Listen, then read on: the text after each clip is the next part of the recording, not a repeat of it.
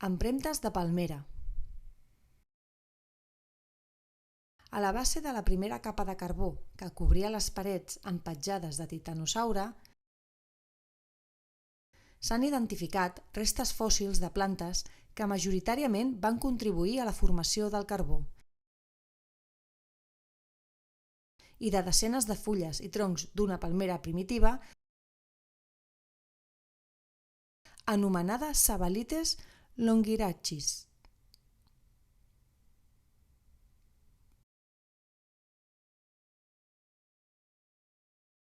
Aquestes dues rèpliques, a través del tacte, ens permeten notar de forma molt definida l'estructura típica de la palma i una lleugera sensació de la seva mida.